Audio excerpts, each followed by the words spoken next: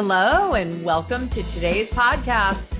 I am Susan Guthrie, your host, and today we have a very important episode. It's going to be very important for many of you who are out there listening, and I'm absolutely thrilled to have a special guest to talk about the issue of, I'm going to call it here, parental alienation. We'll talk more about that, but I have Gentile joining us today. So I first would just like to thank you for making the time to join us and to share your experience and wisdom with my listeners. Thank you, Ginger.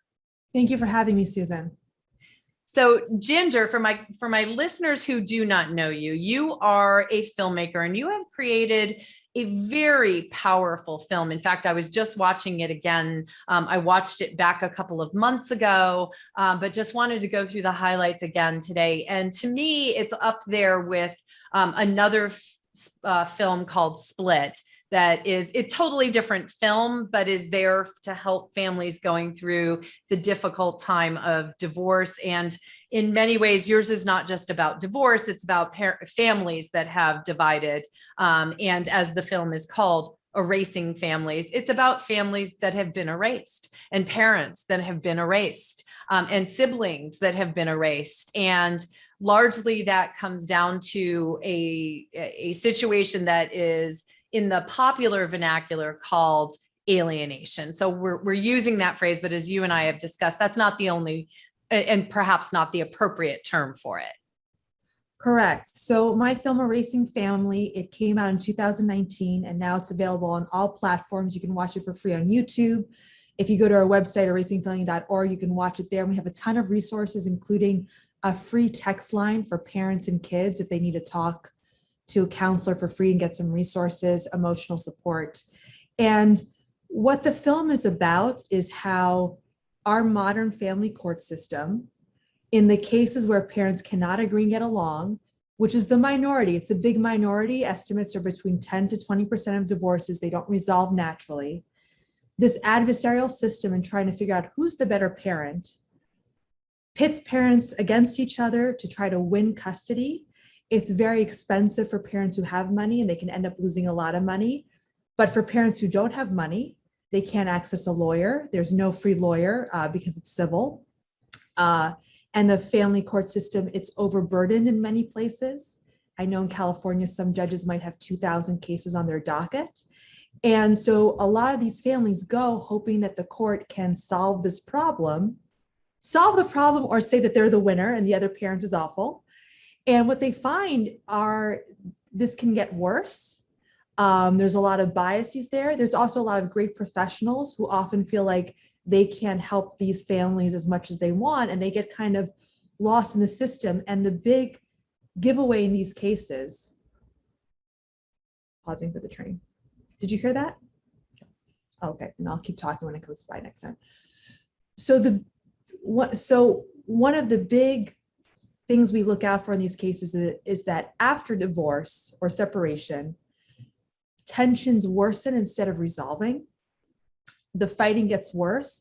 And sometimes even what starts off as an amicable divorce can unravel a few years out. So I always tell parents, you kind of have 5 years where you really need to be on your best behavior because you don't know what can come up.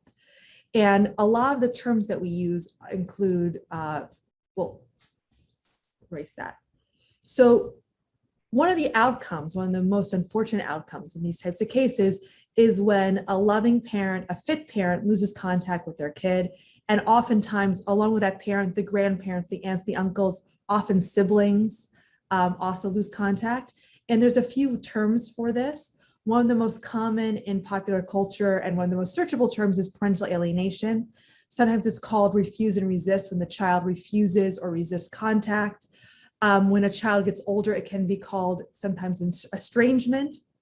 I love the term family bond obstruction. That's never caught on. Because I've never heard that one. Yeah, the family bonds are always there, but they're being obstructed sometimes by a court professional, sometimes by another parent. It could also be a step parent. It could be a grandparent.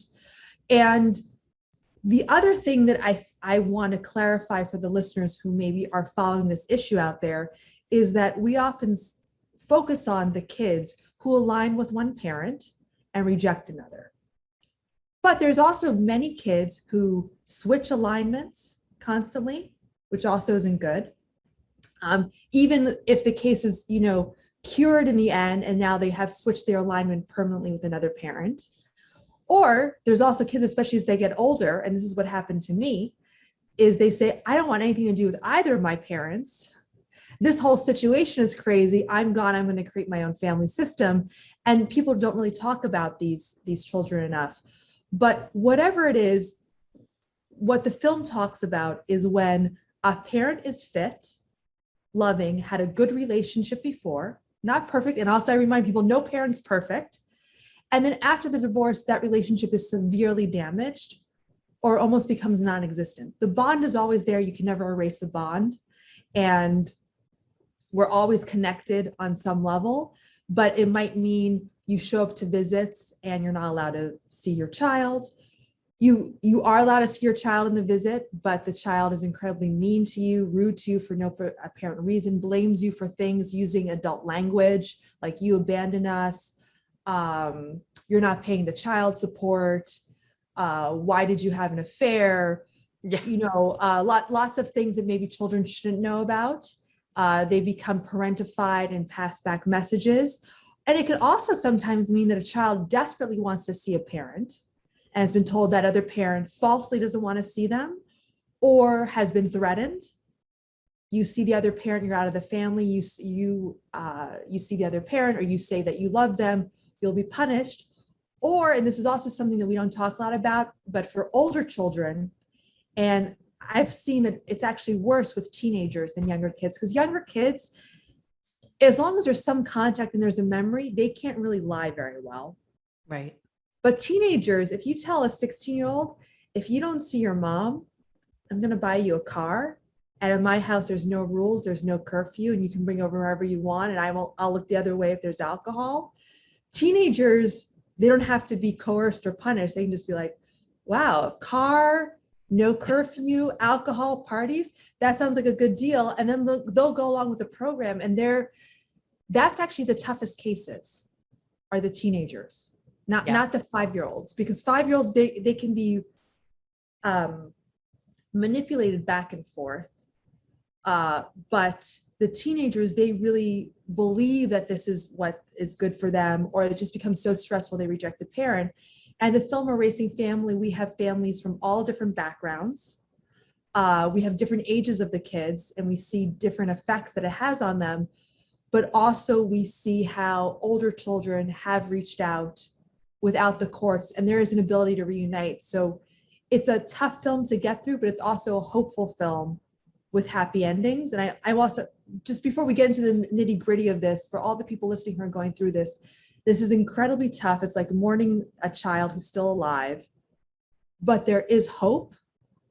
And having hope and fighting for your kid does not always mean staying in a court case or hiring more lawyers. And there tends to be this dichotomy of, I don't want to stop going to court because that means giving up on my kid. And the courts are one tool, and sometimes it is the best tool to use. But for many parents, you can still fight for your kid. You can still reconnect with your kid, and maybe the courts aren't available or they're not the best option. Right. I mean, I think it's a very important fact for people to understand, because they think that the court is going to solve this problem. And unfortunately, I mean, the court system in general is not well suited to dealing with restructuring families. It's just to treat a family restructuring as a lawsuit is generally just makes no sense. We're treating the reorganization of how your family structure is going to work as if it's a rear ender accident. And it just does, it's never made sense. And I can say that as a family law attorney who's been a part of that system for 32 years. And it's one of the reasons why I got out of litigation and only work through mediation with families or collaborative law outside of the court system. But a real problem with, and this is somewhat seen in the film, I thought you did a beautiful job with it, is the fact that the court system is really just ill-equipped to deal with these resist refuse cases or estrangement cases, or whatever we want to call it, high conflict divorce cases. And there's also, and I thought you touched on this well in the film, there's also sort of an industry, a cottage industry that sort of built up around these high conflict cases, because they require, in order to try and move through the court, it requires bringing in experts to discuss things and having evaluations done. And it becomes a battle of pocketbooks more than it becomes anything to do really with what's best for children or what's actually the dynamic of what's happening. Right. I totally agree. And also to just plug mediation and collaborative law, because I know a lot of parents listening have had bad experiences with mediation. A good mediator who knows how to deal with high conflict cases is very different than a mediator who doesn't. So, because I also know a lot of parents come to me and they say mediation was a fraud, it was a sham. And what the court system in general has to do is know when there are these high conflict cases, give them a different treatment. And that doesn't necessarily mean a trial, but there are mediators who are excellent, trained in this situation, and who know that they can't say, well, let's just all figure it out. They have to really structure these cases, talk to people in a certain way to lower the conflict. And when parents are going through this, the more you can walk away from trying to win and be adversarial at any point in the game, the better the outcome. And also, just even if you want to just be totally Machiavellian and strategic about this, if are a lot of people involved in your case, a lot of professionals, but you're the one who's always saying, let's try to find a solution. How can we work this out? How can we both be flexible? That will reflect well upon you. But otherwise, people can get into these cases and you never know how a court case is going to end, number one. It's like flipping a coin. They're very expensive. They take a very long time. And then I always warn parents, if a child in many states is 12 or 14, they can have a say. So all the other parent has to do is kind of delay this system, this court case, and then they kind of win by default too. So to be very careful of that. And then the other thing, right when we're on with court, and parents then also often tend to use this, even when they'll contact me as a filmmaker because I made a racing family and say, I want to tell you my case. And they have all this evidence of how they've been wronged. 95% of the cases when I talk to parents, I believe them. That's not the problem. Evidence doesn't solve this. That's the problem. Most of the courts, they don't want to look at the evidence. It's not actually permissible. It's too much evidence. But also, you're always trying to prove what the other person is saying is false, instead of focusing on how to improve the perhaps very limited contact you have with your child.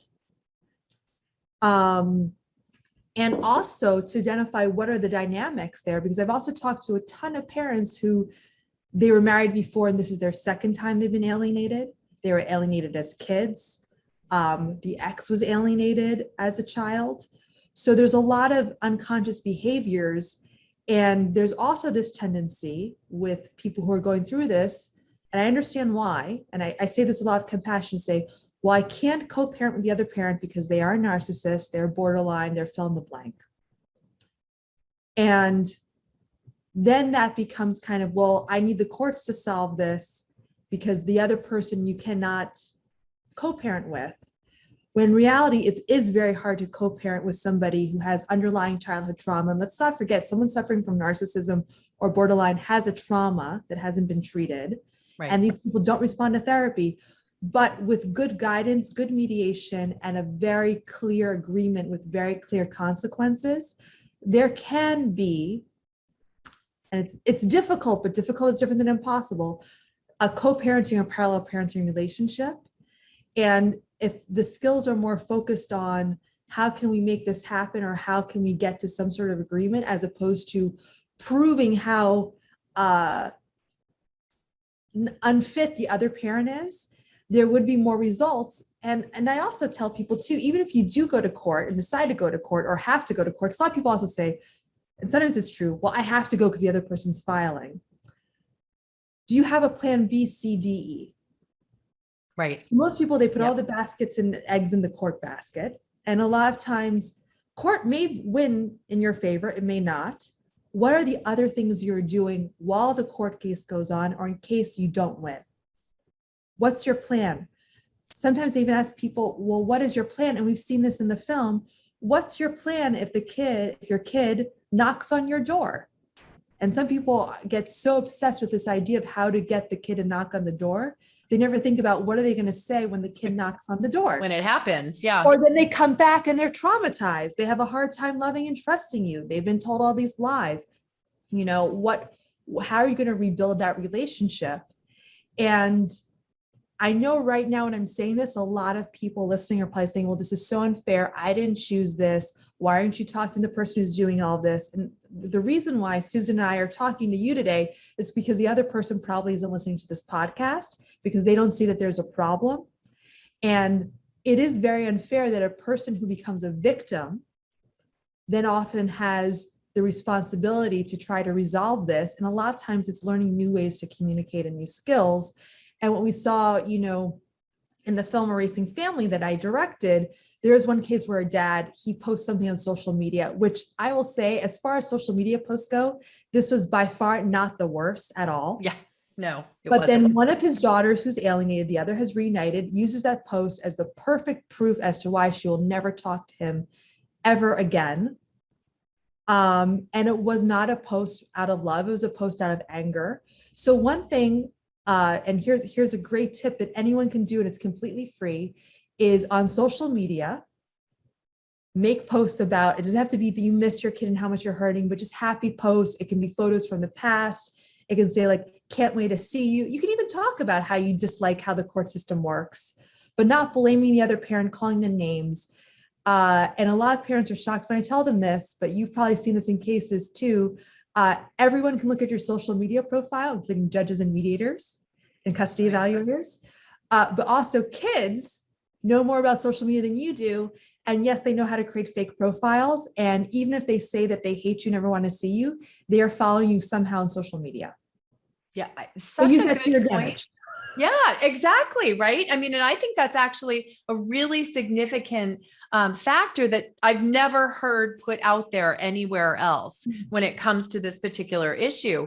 But if you cannot connect with your children in any other way, if you are being somehow blocked from communicating with them, we have this opportunity to connect with the children through social media because that's where they are. And so you're right. I noticed, or I note, putting angry posts out there about your ex and what they're doing and your opinion of it is actually probably just continuing to drive that wedge. When you're bad mouthing the parent, their other parent, you're not really helping, but letting them know that you think of them and that, because how many clients, you don't have clients, but you have people who've reached out to you.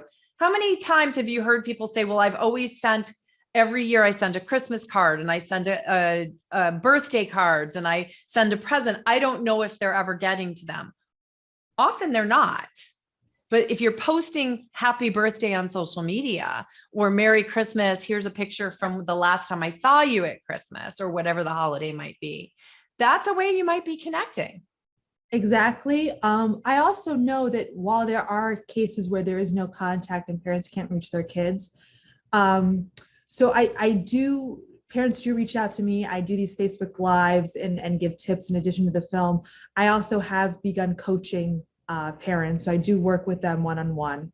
Perfect. A lot of them have some sort of contact.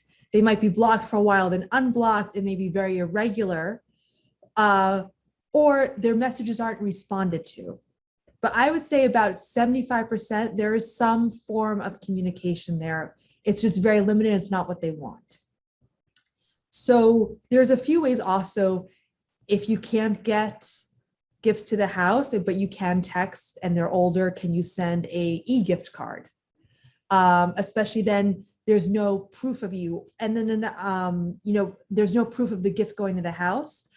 I would always say send gifts, be engaged, take a photo so you have some proof that it was sent. So in the future you can talk to them and show them this.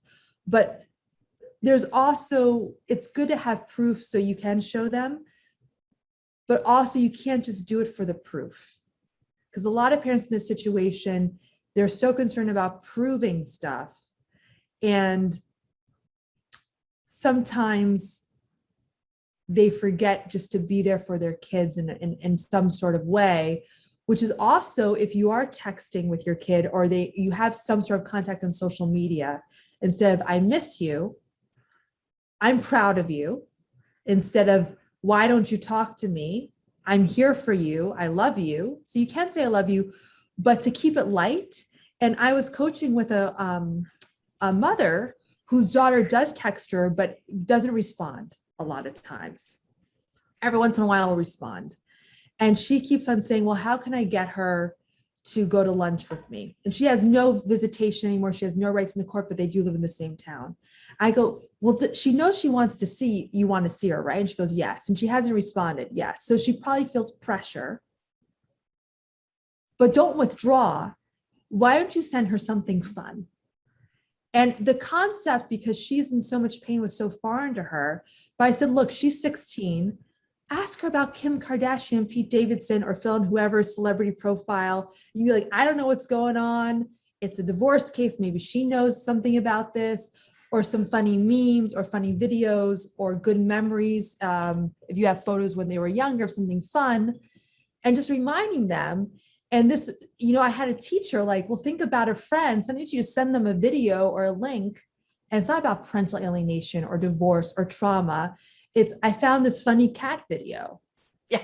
And then your child's like, oh, that's funny. And there's nothing required of them, or saying, you got this, or, have a great last month at school. And it is sad that these relationships, sometimes that's all the connection you have.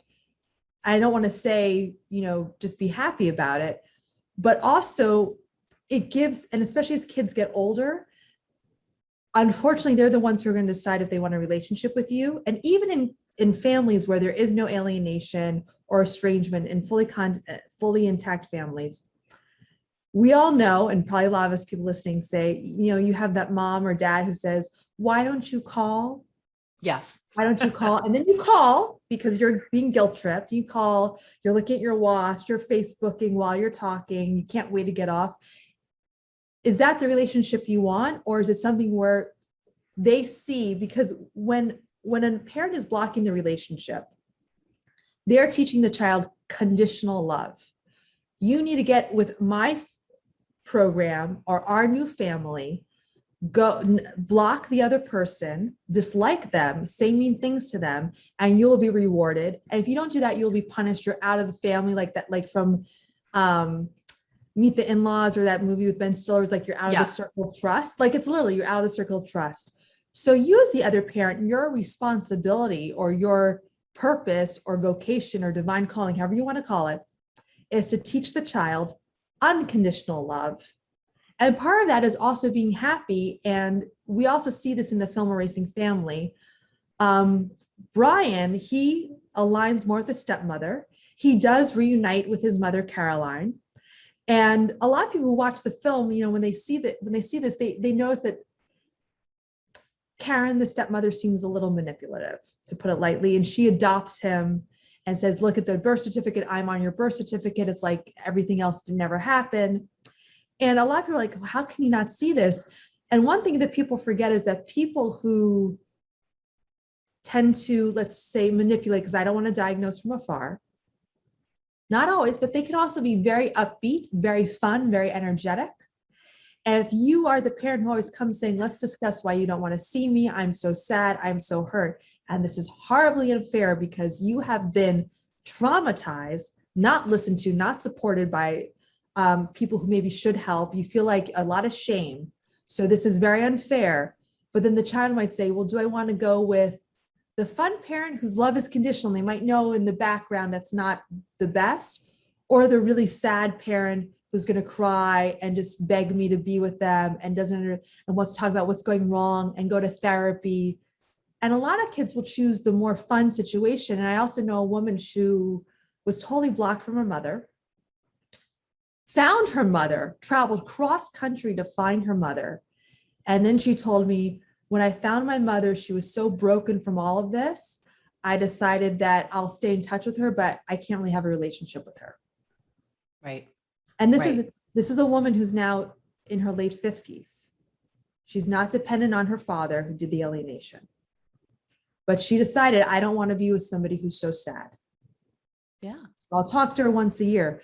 So for parents going through this, self-care and leading your best life, it's not a luxury. It is vitally important, because that was what's going to bring your kids back to you. And when we see in the film, Dizzy and Ashlyn, who are two of the main characters in the Erasing Family documentary, Ashlyn finds this unconditional love with her dad.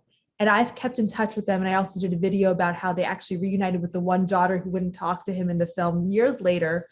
And he also said, I reunited with the daughter who didn't want to reunite with me when I let the anger go. I used to be so angry at the system, at my ex-wife. And when I learned to let that go, his daughter, who he had no hope he would ever talk to, he really had no hope in the film. She goes on camera saying, I don't have a dad, he's just blood and DNA. She says this. I offered everyone in the film, I said, because I wanted to get them together, I'm like, I will pay for everyone to go to Disneyland if I can film you all together. And they all turned me down. They're like, no free trip to Disneyland. Right. And then when the dad resolves the anger, out of nowhere, they reunite. And it took some time, and it was 2 years after the film. So there's hope for everybody, but he really says that was the key factor, was his own internal work of not blaming himself, but just being like, it is what it is. This shouldn't have happened. And I don't want to prove to my daughters that I was the victim. I just want to be there as dad. Right. It's not retrying the case with your kids. Because that's the other thing parents want to do. They say, I'm going to court and giving all, you've seen this. You're nodding your head. Oh yeah, for sure. I'm nodding my head, because this is I'm going to so keep all this common. paperwork. So when they're 18, they come to see me, I will spread out all the paperwork and they can see everything. And I'm always like, some kids want to see that and need to see that and will request that. Some kids might ask to see that years after they reunite. And some kids might be, you know what? It doesn't matter. I don't really care. Let's just focus on the future.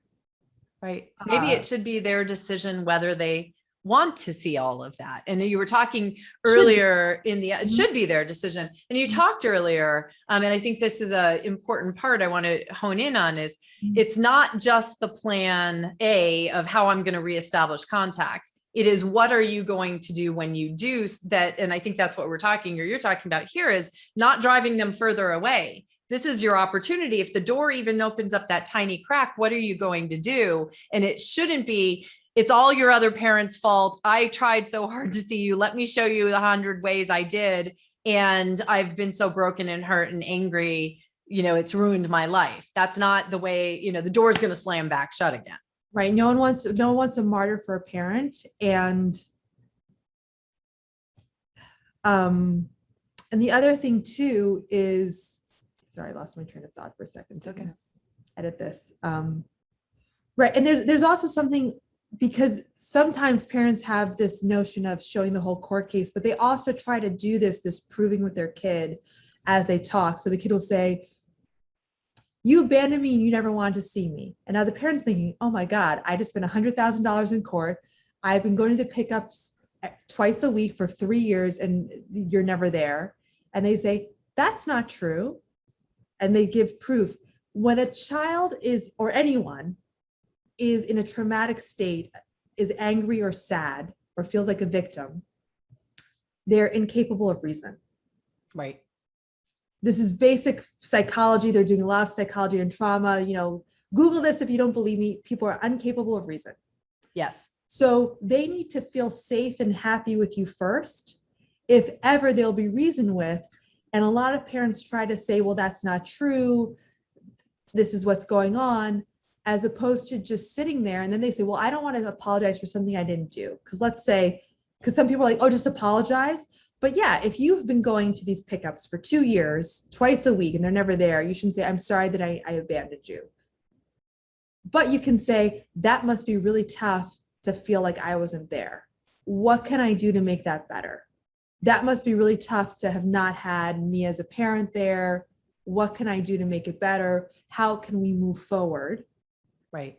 So that's one thing too. And then the other thing is for parents to look for any way that they can maintain contact. And there's in the US, because I know you have some international listeners, any parent, unless there's a specific court order, has the right to school records. Right. Yep. The right to attend parent-teacher conferences. And if you can, get involved in the school, because what a lot of parents do is they go to the school, they bring a book on parental alienation or narcissistic personality disorder. They try to speak to the counselor and explain what's going on. And especially if it's a public school, these schools are overwhelmed.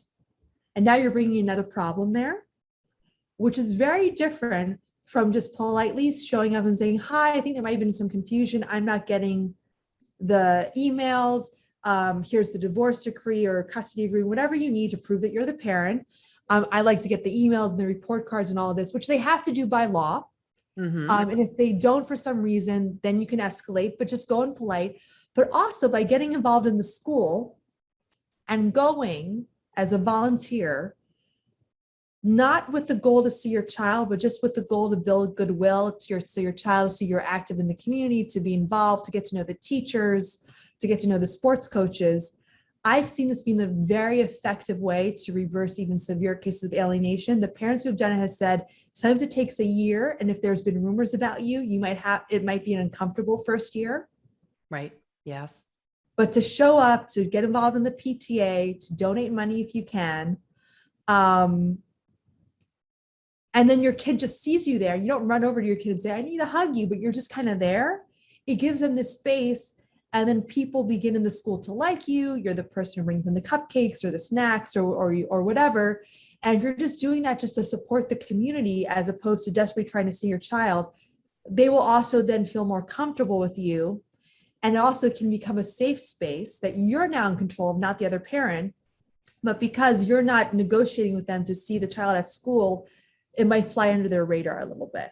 And so many parents I talk to, they will tell me that they've never gone to the school. They don't see the point in getting involved. But also, and the other thing to watch out for is just because, or giving up their parenting time because the child says they don't want to.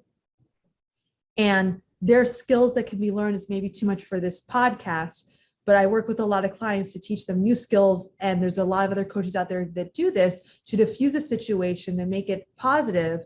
But once you walk away from the parenting time, and this is very unfair and very cruel, it's very hard to get it back through the courts. It is. Because Yeah, then the absolutely. courts say you abandoned, you weren't making an effort.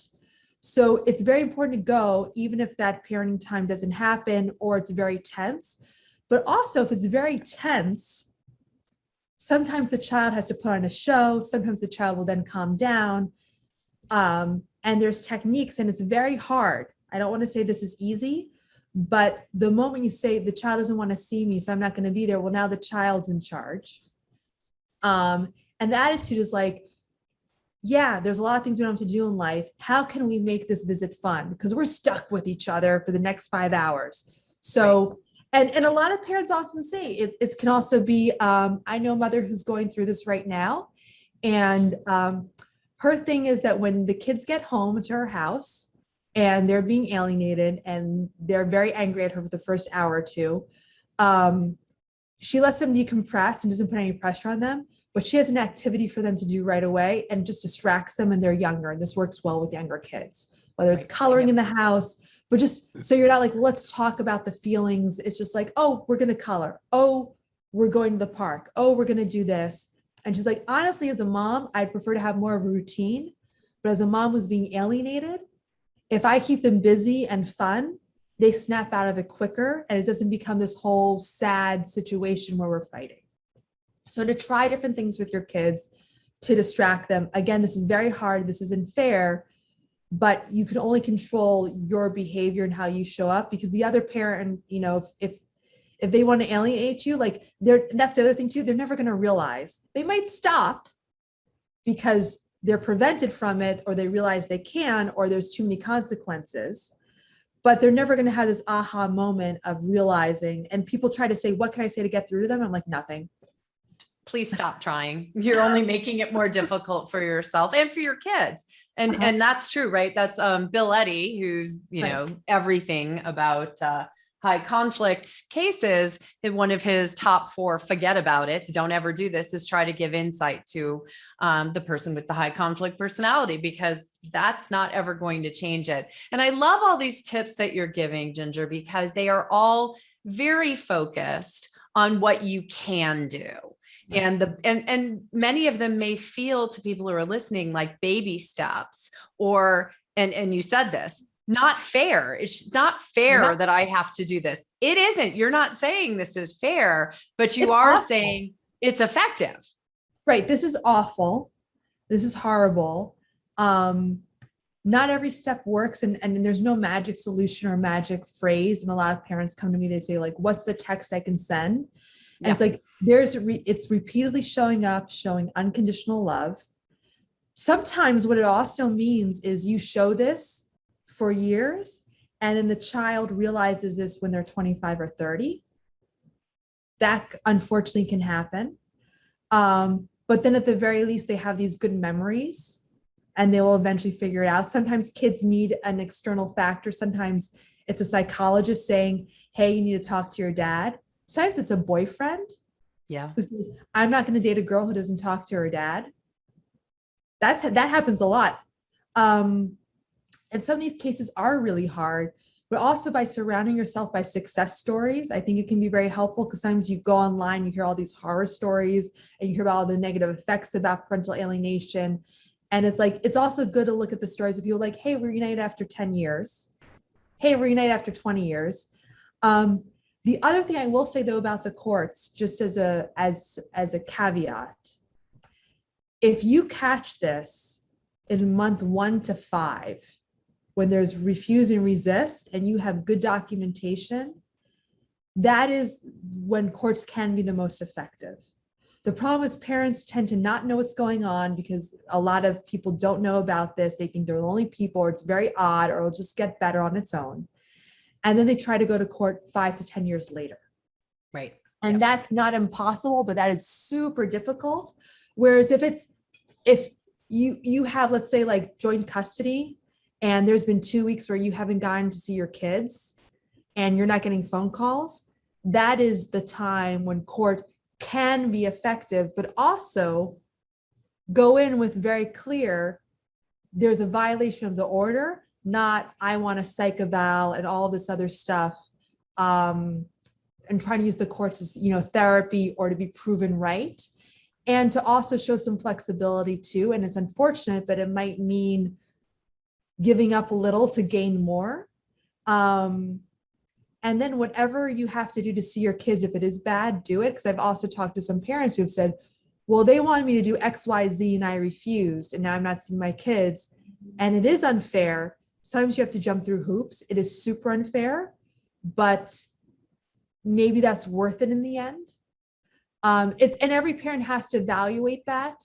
But I talked to so many parents who are unfortunately on year 5, 10, 15, 20 of no contact. And they would say what I would give for a supervised visit, what I'd give for an angry text from my kid, what I'd give to be yelled at.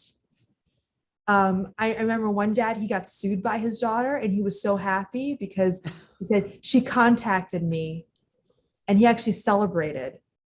Being and sued. They reunited because the lawsuit was an excuse for her to contact him. Well, and it opened the gate to the communication. Yeah.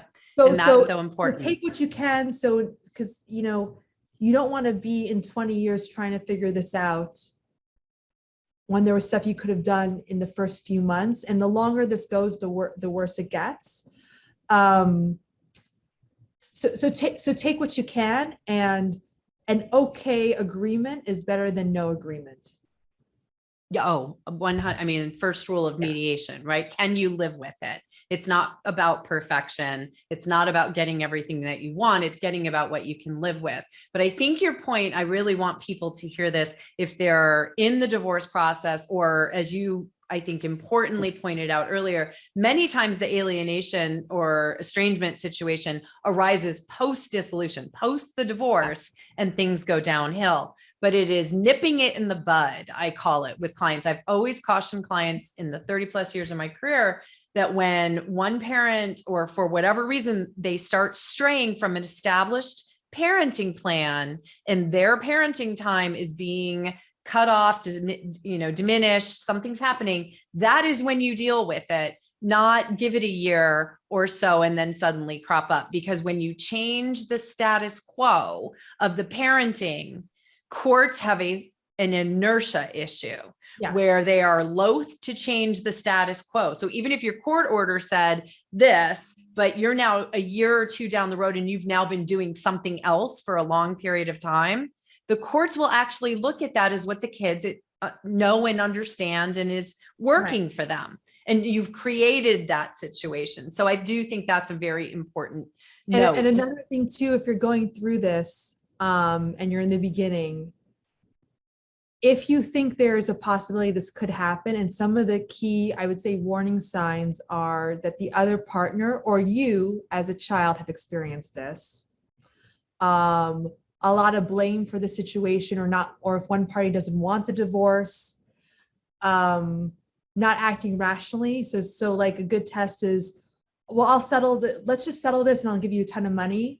And they don't take this good deal, for example. In those cases, I would say in any case, but especially in those cases where you see these warning signs, having an agreement that's super clear, there can't be any leeway. If one party gets the kids for Christmas, when does Christmas start? And this seems and if you have a good divorce, this is stupid, but does Christmas start Christmas Eve at 5 p.m., at 9 p.m., at midnight? Does it start at 9 a.m. on Christmas Day, 8 a.m. on Christmas Day? Does Christmas Day end at 8 p.m.? Does Christmas Day end at midnight? And because what people who are alienating do is they'll look for these gray areas and say, well, you can get them Christmas, but to me, that means 10 a.m. to 3 p.m. because that's Christmas Day and the sun begins to set at 4 and all this crazy stuff. So to make it super clear, and then if there's one thing you can get in any agreement, it's pick up drop-offs at school or a third-party location. Going to the other party's house. And I would say, even if it's positive, the less contact you have at each other's home, the better. It's not necessary. It creates kind of this, it can create a weird situation. You don't know, you might be friends now. There might be a new spouse in the future. One parent drops off the kid at school, the other parent picks them up. That can also, because then it gets, well, the kids don't want to get in the car. I'm not alienating. I can't get the kids in the car. I can't make them get in the car. We see that in your film, actually. Yeah. So we see that a lot. And that would be like the one thing, like, no pickups at the house, that the other parent is not responsible for picking them up and dropping them off. And then also the other thing too would be, and sometimes this is hard if you're really negotiating and you don't feel like you get a lot of parenting time, working out a schedule where there's less exchanges, especially for older kids, because the exchanges are the tense points and that's when things often go wrong and the kids can show up angry. So it might be better a week on, week off than like, I see them Monday, Thursday, and then like Saturday for an hour, and like, so right. Or a 225 or all those things out there that people are thinking of. Yeah. So if this is something that concerns you and you see the warning signs, it just to be super clear, the other parent is responsible for the parenting time. And then also, and this is what surprises people too, courts are very reluctant to put in consequences. So, if someone, well, this is a good question for you, Susan. I don't know the answer to this. And I know each state's different. Can you put in an agreement, something like if one parent doesn't honor the time, the other parent gets double the time back or something like that? Or is that not permissible? Well, because the courts and parenting plans are governed by what's in the children's best interests. Right. A judge likely would not approve that because we don't know de facto doubling the time would be in the children's best interest. If we've had an ongoing situation where one parent has been interfering with the other parent's parenting time, and then the court felt that instituting some clause, we call them springing clauses, something that, one parent does and it springs into action a new clause.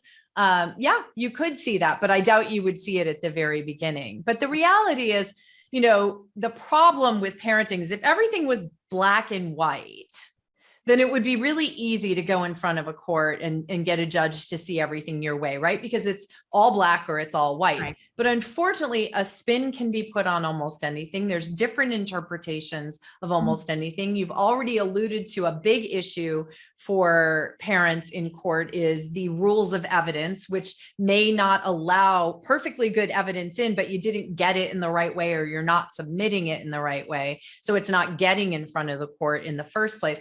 I mean, court is really a place of last resort when it comes to trying to effectuate good parenting or a parenting situation. And I really find it very important what you say about really taking your role in the equation and making changes where you have that control. And one of the things I want to point out here is, watching the film, learning from that, reaching out to you for coaching. You mentioned your Facebook group.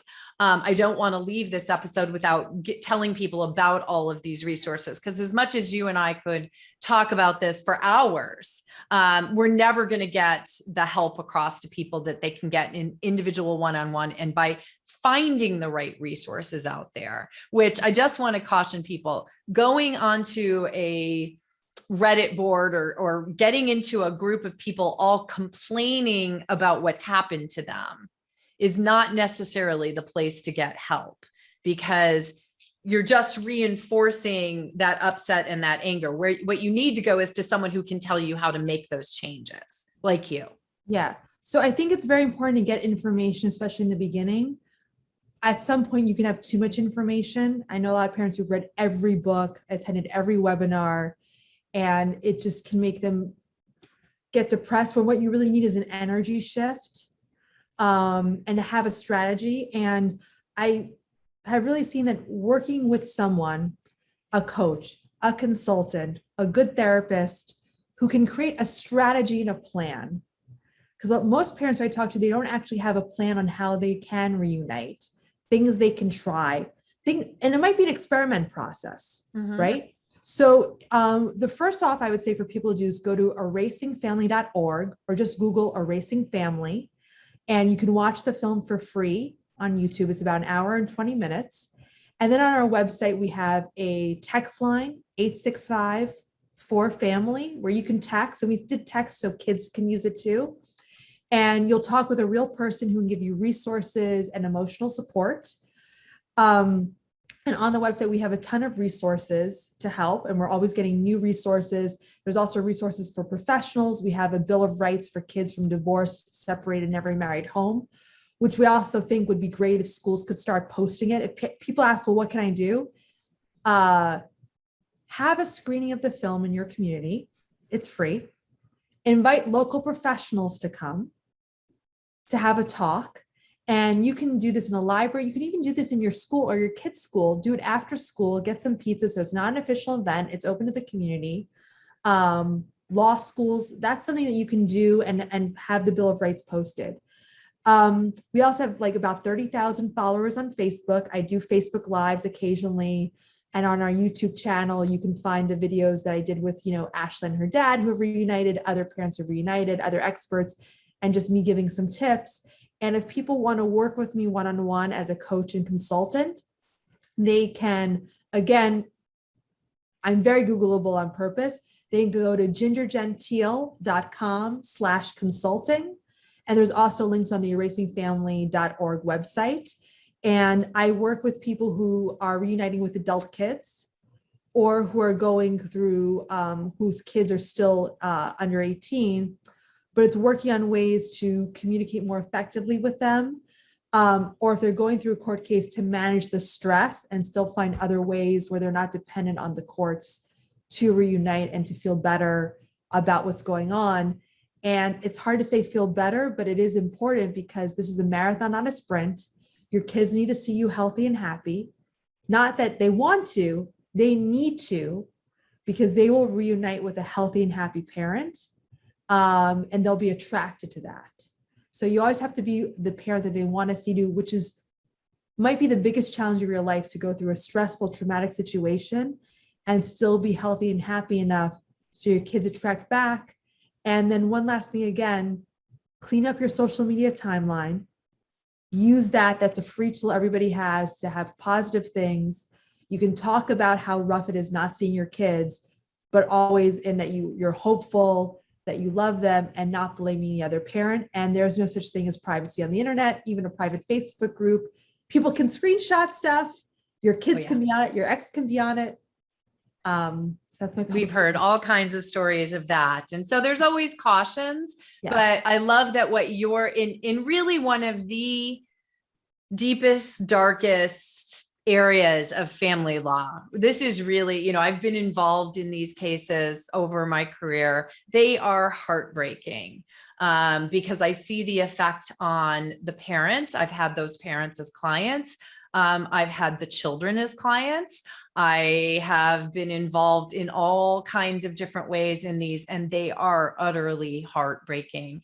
And what you and the film and hopefully this episode are doing is shining some light that there is hope. There are things you can do to focus on yourself to hopefully, you know, be moving in that more positive direction. So I encourage you all to reach out to the resources that Ginger has mentioned, to reach out to her as a resource. As she mentioned, she does coaching and consulting. And honestly, it is that work that you're going to do yourself that is hopefully going to lead you back to your children or lead your children back to you if you are in this situation. So Ginger, thank you so much for everything that you're doing in this space, because it's a really a place that we need this light to be shown.